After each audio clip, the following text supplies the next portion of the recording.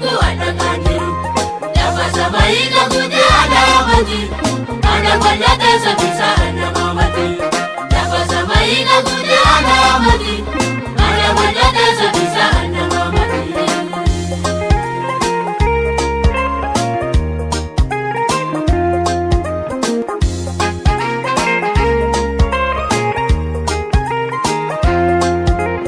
Waliendala kwa isana rarakate Kakenya oli na walingodate Nyakote biela jadidi ya murmatu Arararupu ifi anararakatu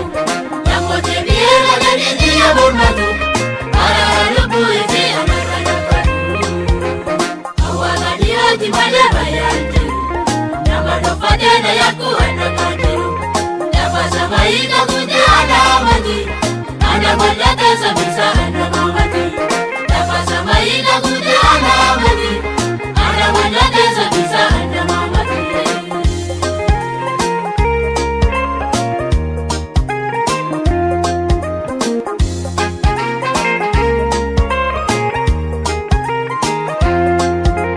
Wakumatia isatu anasatise Ikan matia irasi paratatise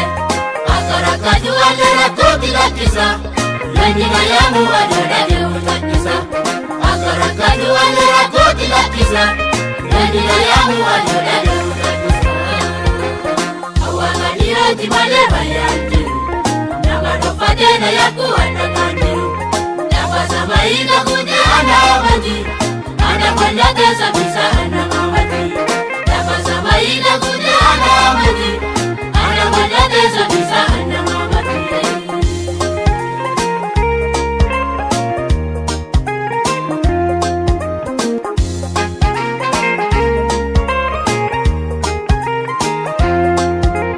Kore kukudu maritere mifarete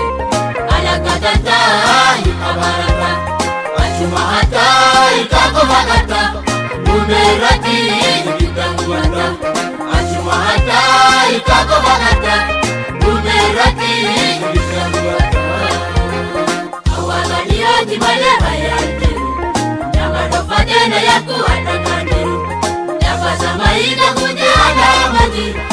Anakwalate sabisa anamamati Nafasa maika kunde anamati Anakwalate sabisa anamamati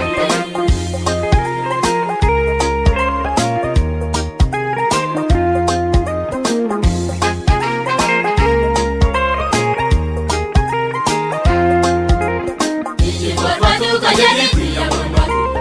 Anagakaba kamata ifiwatau Kalimbuta juwe tivamei mutatu Kaduni kada akanda musa tufatu Kalimbuta juwe tivamei mutatu Kaduni kada akanda